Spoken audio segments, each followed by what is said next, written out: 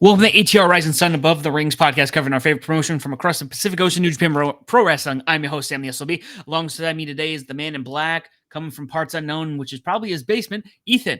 Guys, before we begin, don't forget to like, share, subscribe, YouTube. We're back on podcast, working on it. I think Spotify and Scott said Google. I think so, yeah. Oh, no, Google's not a thing anymore. No, Google, we're somewhere else, but Spotify, we're there. Spotify and all the other ones. We'll just go with that. So, G1, come and gone. Another great year. Fell through the grip here on my end, but I was able to catch up on some of it. Quick to note, before we begin G1 talk, I want to go through the calendar. It's August. We're pushing into September.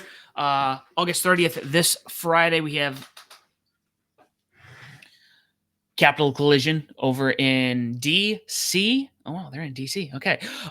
Road to Destruction Tour happening between September 6th and I believe September 23rd, with it concluding at Destruction Kobe on the 29th of September. And then I think that's when the road to King of Pro Wrestling starts from there. So It's back, baby. King of Pro Wrestling's back. so we will be focusing on this kind of stuff, but we want to talk about G1 because G1, Ethan, you G1. obviously watched everything. I wasn't able to get everything. How are you feeling this year? Thoughts, feelings, MVPs? Well, Tora was really great. I would say like not the greatest one of all time, but if I had to make a top 10 list, I'd probably say this one's in the top 10. I had to go through all of them, but I don't feel like doing that right now. But I will say I actually like this one a little better than last year's. Not by much, but it was still good. MVPs for A Block, I'd say Zack Sabre Jr., Shingo Takagi was pretty good. Cal Newman, even though he only got 4 points, he was pretty good. B Block, I said this last on the today on the All In Pig Show, but Takesha, he had bangers of except for Narita, but that's whatever. That's just House of Torture crap. But I mean, Takesha was an MVP of the B Block. Suji, our boy, we'll get to him later. I thought Hiroki Goto did pretty good job. Hinari, I was pretty impressed by. Bon Oleg was impressive. Yu Uemura had to forfeit his last match because of an arm injury with Suji, unfortunately. ELP was a little disappointing, but I thought my favorite match of the round robin was him and Takeshita. That one was a banger. That got a full 5 stars from Dave Meltzer. Oh, wow. A full that one for me, that was an Ethan pick. That was a 9 out of 10.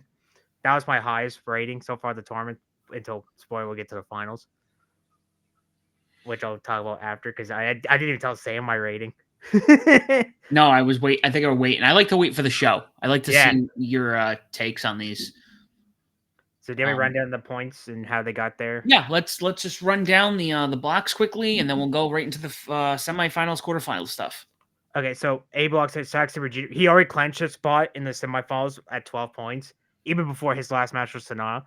So even if he lost to Sonata, like, he was fine, basically. Like, basically, if he lost, it's like, whatever. So he had 14 points with 7 wins, 2 losses. His only 2 losses was Shingo and Shota Umino. Speaking of Shingo, him, Gray Okan, Evo, and Naito all have 10 points with 5 and 4 losses, but Shingo and Okan advanced to the tiebreakers over Evo and Naito. Okan pinned Naito. I couldn't believe that, but it was beautiful. And Jake Lee, Sonata, Gabe Kidd, and Shota Umino all have 8 points, 4 wins, and 5 losses. And Cal Nolan comes in last place with 4 points with 2 wins and 7 losses. 6 losses, sorry. No, 5 losses. What am I saying? I don't know anymore. 4 points. Basically, he only got 2 wins. That's what I'm trying to get out of. B Block, Dave Philly takes first place with 12 points with 6 wins and 3 losses. Takesha, Tsuji, Narita, and Cobb all at 10 points.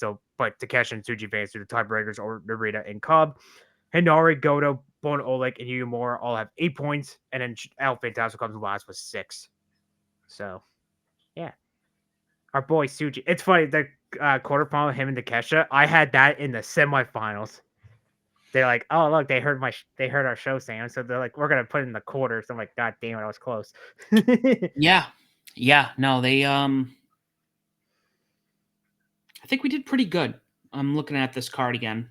Me and you, when we did our pick show, I had to write them down so we wouldn't forget. Because I think last year I think we forgot how we did it. Mhm.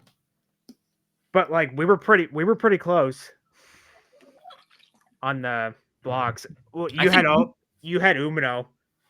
yeah, and I think you got the final right, pretty I did. much. I had the only got wrong spoiler was the winner, but honestly, I'm not mad about the winner. Honestly, that one was either or, but yeah, I had the finals correctly. I think you had half of it. You had Naito instead of Saber, but honestly, I'm glad. But Charlton even said Naito kind of had a crappy tournament, but I mean, he went five because like if you look at it, like last year, remember Sanada cleaned the block Yeah. last year. Well, I don't know what, but whatever. And then Jay White a couple years ago had 10 points, but I don't know. I thought Naito had a lot of stinkers in this year's tournament. If I'm being honest, like the one with Jake Lee sucked. The one with Evil sucked. Um, oh, All right. The one with Shingo in the first time was actually really good. Gabe Kidd was pretty good. Umino was kind of there for it. He was like a 6, but I don't know. I think Naito needs to stop beating G1. Paul Tanahashi should just take a year off next year. Are you saying that John Moxley should have kept the title and been in the G1?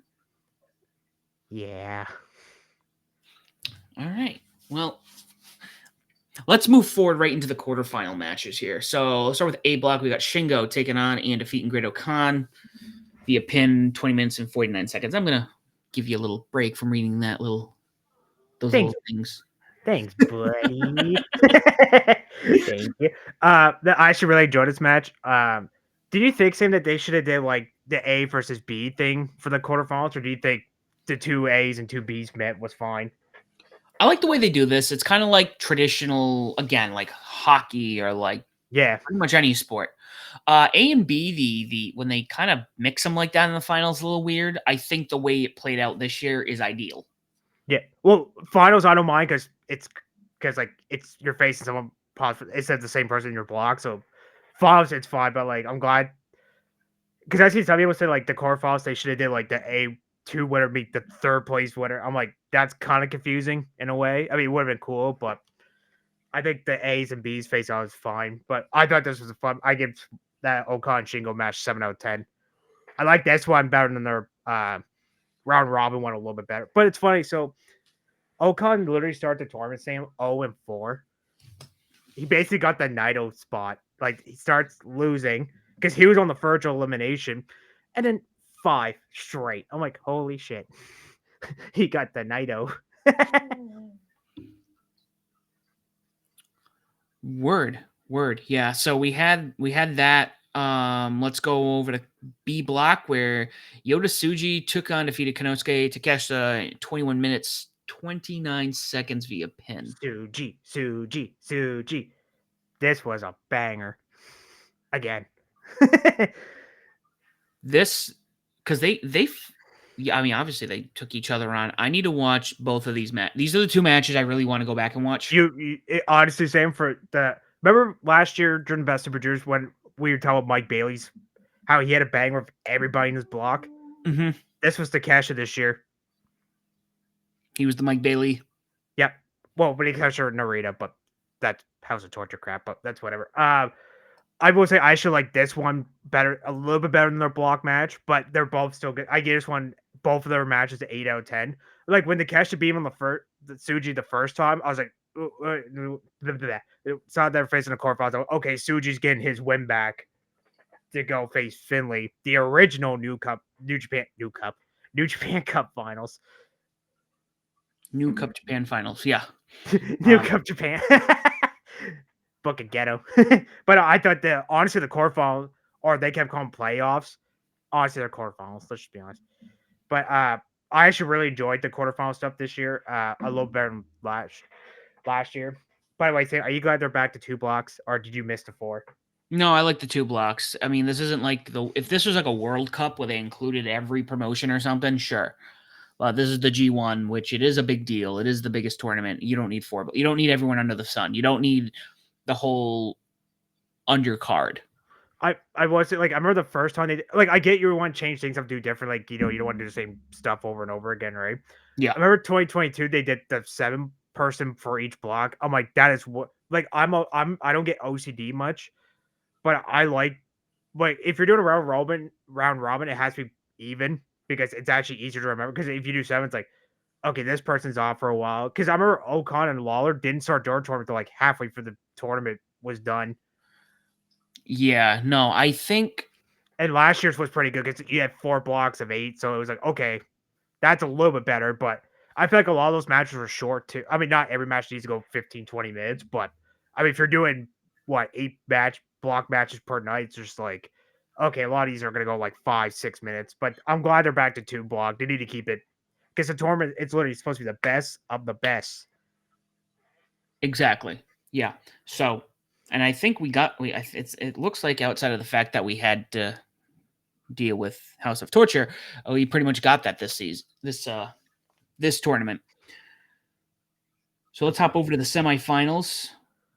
And every match, I'm looking at this. I might have to go back and watch the whole finals because every match is just like lining up banger after banger. Uh, It Zack was Sabre, actually Zack Sabre Jr. taking on and defeating Shingo Takagi via submission, 27 minutes 36 seconds. banger. Zack Sabre Jr., like I said, he was my MVP of Block A. They didn't have bad match. He beat Evo in 19 seconds. We're like, he did it. He did it again. No Vegeta, because he last year, the year before, he got Vegeta to dress up as him, and Zack Sabre Jr. just beat him. I'm like, let's keep all his and Evil's matches less than a minute. um, but I really enjoyed this match. I mean, Shingo is one of the best in the world. Zack Sabre Jr. is one of the best in the world. Um, these two guys never had bad matches. This was an Ethan Peg 8 out of 10. Good to know. Good to know. The girlfriend and I will be watching this weekend, as well as All In at some point. All But in and out. following that, we had David Finlay. Oh, why am I'm reading it top to bottom.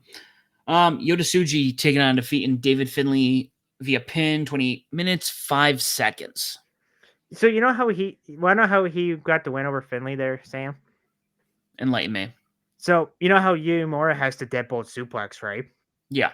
So Yusuji literally hits that move on him and then hits the Gene Blaster for the win. Oh wow. So, but I mean, Suji he could get title matches. I mean, he's got a shot. TB Tall gets caught up at the World Destruction show. I forget what day that's supposed to happen. He can also get a global title match, and then he can get a shot at the Opoi Toa Hanare. That was a banger, by the way. There's something about him though, and maybe we're just so gung ho, where I think he just needs to be shot to the top. Yes. Like Shota Umino, I can understand. Hey, let's give him the I say IC title, but you guys know what I meant. The global, yeah, I know what you meant. The global title, yeah. The global title. Same thing with Umura. Yeah, I'm having a stroke there. But like Suji, I just don't see him. I don't think it benefits him to be like, we're gonna make you take these little steps on the way up. I go, he's ready to go. Mm-hmm. Yeah, he's. I mean, like I joke, like because most of the time when champions are G1, they lose most. They get a title match, right? Like example, Suji and Khan for the TV title. Yeah. And then he could say he could go up to Bon Oleg and I'll be like, I want shots of your titles. I mean, he actually held the number 0.6 titles. Remember that for like a whole week? Oh yeah. Yeah, remember that for a whole goddamn week and then lost them. Which, by the way, that was so pointless. I don't know. I didn't understand, but whatever. Anyway, Suji and Finley, this was a great match. I mean, 8 out of 10 as well. Suji really ever has bad matches. And Dave Finley, I'm not a big fan of Dave Finley, but when he can go, he can go. My only complaint, I kind of wish the time went down a little bit. They probably could have cut out a couple minutes, but I'm just nitpicking with that one. Like I would have said 3 or 4 minutes. They probably could have cut off, but it's whatever. Yeah, I mean, I was surprised this is the longest out of all of those. I figured maybe Saber and Shingo would have been a little longer. Yeah, me too. Especially where it's the last match of the show, not the semi-main event. But like I still love it, but that's my only nitpick. It's just I wish they cut 3 to 5 minutes at the most out of that. Like they're doing spots where Philly brings out the tables and you stacks them together, like two like side by side. And he was trying to, and basically they were table matches. Oh, I'm gonna put through it. Nope, countering. Okay, now it's my turn to try to put you for the table. No, it's my turn. Like you know what I mean? Yeah. unnecessary. That spot went on a little too long for my liking, but again, I'm just nitpicking. But still a great match, and I think a lot of people kind of knew Suji was gonna advance anyway. So, and then he came out and he had like the sun hat on, and I was like, "Hey, look, it's Sam on his vacation day." He had the drip going on. Gotta have that mad drip. We gotta have that mad drip. Let's talk about this main event because this is. I Let's had to go, make sure I baby. watched this. Zack Sabre Jr., as at this point everyone knows, defeats Yota Tsuji 31 minutes 4 seconds via submission. I found this fascinating, and there's only one guy who I can think. I'm going to say this, and someone or Ethan knows. Oh no, if somebody else has done it too. Semifinals and finals in the G1, winning by submission. I don't think that's happened too much. I mean, they just brought back the semifinal stuff a couple years ago because mostly normal G1, all the other packs were top two meets in the finals, right? But So if you go back, I mean, how many people have won back to semifinal, quarterfinal, semifinal? Like this is a Zack Sabre Jr. thing. If anyone deserves to have this kind of stat, it's this man. oh yeah. Well, if you go back to New Japan Cup, the first time you won it, every match he won by submission. Oh yeah, no, it's a Zack Sabre Jr. special, but I'm thinking like the G1 in particular. Like Yeah, yeah. this is his thing, and I was shocked. That's how they. I mean, I should not have been, but it was like one of those. I saw it. I'm like, that was awesome. Great.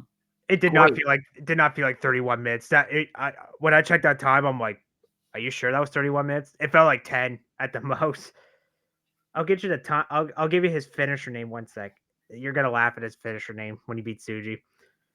You know what he wants? He calls it the Clarky Cat G134 winner version.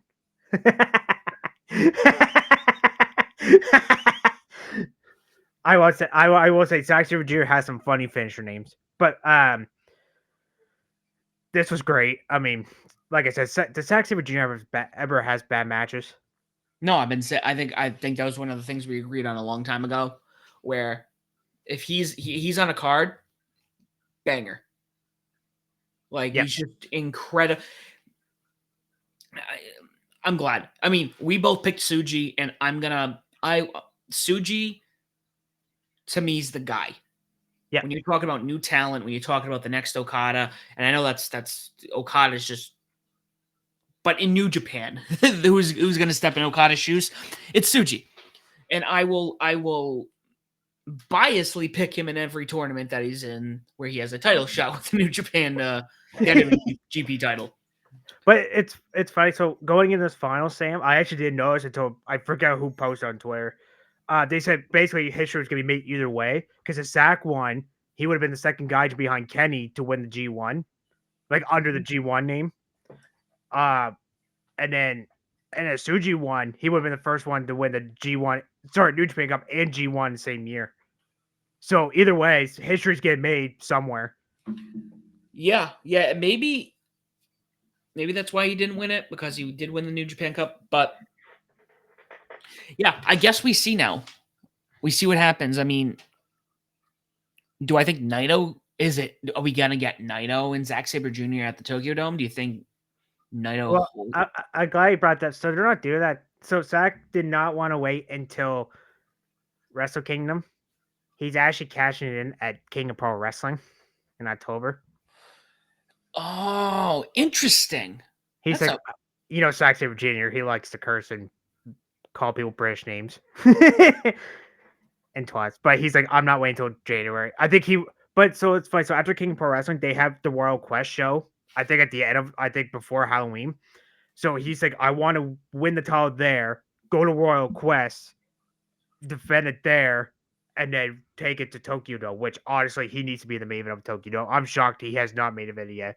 I get Okada and stuff, but that dude deserves it. I mean, he's bust his ass for you. He's been in New Japan for 7 years, like under a full because he was. Remember that Cruiserweight Classic in 2016? yeah. God, that was a great tournament. We need a retro review idea, Sam. We need to bring Scott, me, you, and Scott. Got to talk Ooh, about we that. should go back to that tournament. That was where they really, really, not to knock the cruiserweight division back in the day, but that tournament brought in literally the best of the best during that See, period. and they want to sign him and Ibushi like after the tournament because I think Saber got to the semi quarterfinal, I forget. He got pretty far. And but he didn't want to sign, and then they brought him in 2017, and then literally first or second night he was with Suzuki-gun, and the rest is history. I don't know if Zach's one of those characters, and it's not like he is so serious, and he makes it feel like a sport. Where I don't know if he would work in WWE. I don't think so. I don't get me wrong. Like I'm not. Oh, I'm waiting for the review. Oh yeah, he would have. Like, shut up. Now, let's say if Triple H was running like years and years ago, like not NXT, like WWE, like then maybe he could have, maybe. But back then, no. I But even now, I mean, he's not a character. He's an athlete. he but well, if imagine the promos now, he would have to like tone it down like by 30. Yeah. No dickhead name calling. I mean, No, they're going to exactly. Netflix. I mean, they're going to Netflix in January, so technically that could go out the window now. Let me read the undercard stuff right quick because they did set some stuff up for construction. Jesus Christ, destruction. So opening match we had Tenzin, Kojima, and Taguchi defeat Yuji Nagata, Tiger Mask, and Shoma Kato. Taichi defeating Katsuyori Mirishima. That one was actually pretty fun. Mikey Nichols, Robert Eagles defeating Kinosuke Takeshita for Kira. I want to see Takeshi and Eagles go at it. That'd be a fun match. Rare Junior versus Heavyweight. I could get behind that. Oh yeah, by the way, hot take. Takeshi needs to stay in New Japan. Oh yeah, I know no. I know he's in DDT and AEW, but honestly, he looks like a badass in New Japan. That's my hot take. Well, I said that last night on the. No, we've been talking about that for a while. It's like he needs to have a run over in Japan. He could be like a huge star. Not that like he's like a DDT, yeah, like he was a big star, but like now he's going to like the WWE version of it, like New Japan. If you had to like comparison to a big company, but I thought he was really great in New Japan there. Bull Club, Ishimori, Connors, and Maloney defeating Sanada, Doki, and Taka Michinoku. So Ishimori and Doki are face off during the Road Destruction Tour for the junior title. Doki. Bishamon and Togo Hama defeating Finley, Gabe Kid, Jake Lee. So Yoshihashi actually pinned Finley in that tag match, and he wants a global title match, and that's happening at Destruction in Kobe with Okan and Naito for the world title. all right. Hold on. Now I got to look at this in like I'm hearing you, but I need to see it. Now I got to look at the I got to look at the card myself. Yeah, go what the G1 final card, or I tell what the Destruction tours. Destruction. Yeah. Yeah, they didn't announce full cards, but they put some title matches there. I'll keep going with the results when you're looking there, and then see. So, 10-man tag with House of Torture defeat Beep Up Tag Team Bolt Oleg, Shota Uno, Al Phantasmo. LIJ, Naito, Shingo, Hiromu, and Bushi Cobb, Hinari, Okan, Cam Newham. Hiromu did pin Hinari, and he's getting a shot at the number Boy title. I forget which night. There's a few time matches on the Road Destruction tours. I forget which night each of them are on. And then obviously Sax would beat Suji. But I mean, honestly, like I'm not mad with Suji. That G1 fall, I actually had a hard time picking. Like I was not mad either way who's winning. It was just a matter. It was just, but honestly, Zack Sabre deserves it though. I mean, like I said, he buzzed his ass for like 7.5 years, right? Yeah. So I feel like if he didn't win it this year, I almost kind of like, I know we make the jokes of finishing the story, but in all seriousness, I feel like he needed this year. Because I feel like if he lost again, then it would have been. I mean, look at him last year. Like he got I think he got to the semifinals, I believe. Last year, I can look that up now because I can't remember. Yeah, crap. All right, hold on. Did you find the cards yet? I was kind of skimming through. I see we only had 2 matches for Destruction and Kobe at the moment. So yeah, that's the Okan Naito and then the Yoshihashi Finley. How far Sax Sabre didn't get last year? I gotta look. Oh yeah, he lost in the quarterfinals last year because he lost to Okada. Back to Okada. okay. So, but I mean, he needed. I mean, I'm not. I wish Suji won, yes, but honestly, I'm not mad. We got a great match out of this. I was waiting for. I'm like, Sam, you need to. I think I texted that morning. I'm like, dude, you need to watch this like right now. No, it was incredible. I'm Oh yeah, you want to guess my rating? 10. Yeah. Yeah. 10, Yeah, 10. it was a fire. Now, that being said, if he's cashing this in early, we have a huge chance to still see a rematch between these two at the Tokyo Dome. Oh crap. Yeah, that's true. I feel like though, like even that threw me off. It threw everybody off guard when he said he didn't want to wait to wrestle. 'Cause remember when Cena won the Rumble? No, I don't know if I forget if you weren't watching this time. So Cena won the Rumble no weight. And yes, I'm comparing this for a second. Mm-hmm. And excuse me, uh, he got his shot no way out against Orton, and then but he still got the top match of Mania anyway because why not? That was the WWE back then. Because Vince. Because Vince, yeah. So Sabers, I feel like if he loses here, then what was the point of him cashing in on King of Pro Wrestling? I got a feel though he's winning that there, so he could defend it in England at Royal Quest. I forget the exact date for that, but I think it's like the end of October. I think. Royal Quest is October 20th. King of Pro is 10/14. Okay, so it's 6 days apart from each other. Oh, crap's that close? That was like a couple weeks. Okay.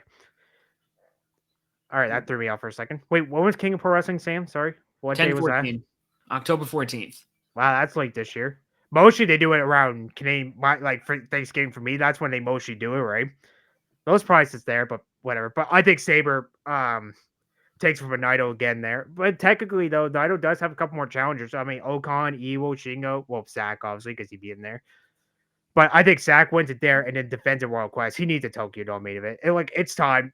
Pull the trigger. Like, it's time to put the title on him.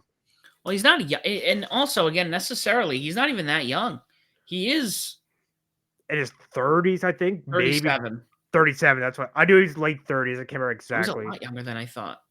But still, I mean, you start He pushing the late looked like 30s.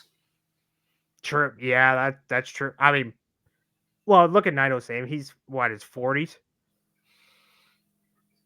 Yeah, but that's kind of like now you're pushing towards the end of that. Like you like, yes, this isn't like the 80s and the 90s where in the early 90s Vince was like, "Oh, you guys are," because what the Hulk Hogan was, I think. How the hell how old was Macho Man? I'm just referring to this because remember when they started Vince put Macho Man on commentary because he was too old. Yep.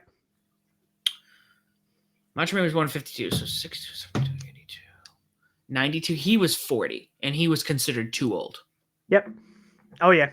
That's why Savage left, because he didn't want, like, he didn't mind doing it at first, but I mean, Ray, a lot of wrestlers, like, they don't want to fully retire or go to commentary desk, but that's why he left for WCW. But I Yeah, feel but like Sag needs to win this title. he does. He does. He needs his moment. He's put the work in. He's really good. He's so dedicated to New Japan said that he actually moved to Japan there, I think during the pandemic, I believe. Yeah, no, because he was like the only Gaijin over there. For a while, yeah. It was him and I think one other person. I know Chase was kind of doing that too for a bit, like going back and forth, like the quarantine, and Osprey was doing it. But I think Sag was like the only one actually like living there, not flying like back and forth, kind of thing. Yeah. Even he said when he retires, like, I'm pretty much gonna spend the rest of my life here. He's gonna open a vegan restaurant. I'm like, there you go, buddy. I mean, if Kenny didn't, if AEW never happened, I wouldn't be surprised if Kenny, because Kenny was pretty much moved over. Yeah, I think he was, I think so, because I think he like go home like Christmas and stuff, like obviously to see your family, right? But I think like during tours, I think he would like stay in Japan. I mean, I don't blame him. I don't want to fly back and forth. You know what I mean? Oh Halfway yeah, across the wire. especially that kind of flight. Oh my god, that. Oh, I had a friend I went to school with. He lived in. He said I forget. He said from like Canada to Japan is pretty long flight. Yeah, yeah. What was? They got me wondering. Either way, I'm not gonna spend too much time on it. But yeah, G1 was awesome. We got all these other events going up. We kind of went over the Road to Destruction. Let's cap it off with the Capital Collision card we wanted to All talk right. about. All right, so I'll run down right quick. So match or oh, I think there's a pre-show. So the two pre-show matches are a Strong Survivor match, Matt Finnegan versus Alan Breeze, and we have Empress X Venus, Mir Shirakawa, and Hanako for representing Stardom versus Trish Dora and Phoebe Finn. Those are the two pre-show matches. Main show starts with a strong Opioid tag team title, no one considers triple threat match. Grizzly Young Veterans, let's go. Oh yeah. Put them in World Tag League this year. Takes on DMDK's Bad Two Deals, Robert Eagles, and Hiroshi Tanahashi, Tomohiro Ishii. You know what? That actually could be a really fun opener, honestly. Six-man tag match with Chaos is Rocky Romero and Yoshihashi. Team up with returning Kevin Knight. Good to see Kevin Knight back in New Japan. Go against Boca War Dogs, Cars, David Finlay, and Drew Maloney.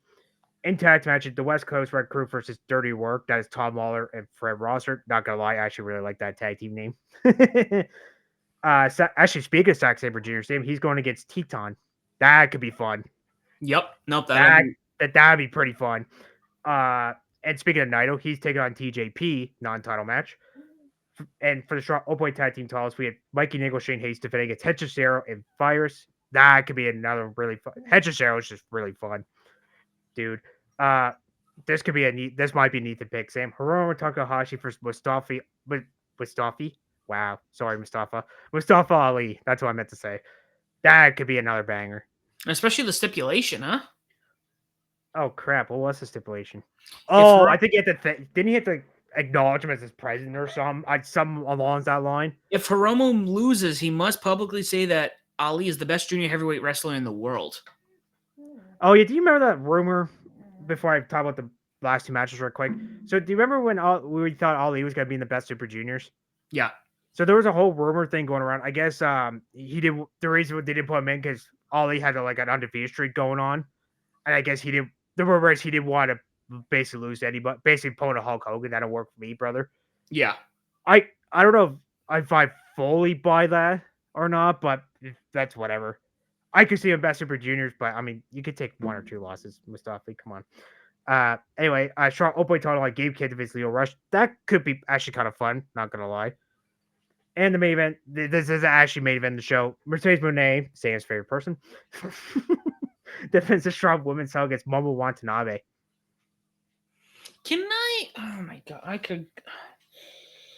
We're gonna have to do an ATR's War episode because I have some, or maybe it'll be a New Japan episode. No, let's do ATR's War because I think we could discuss my overall thought here, Ethan, because I'm getting hungry. It is getting later than I want it to be.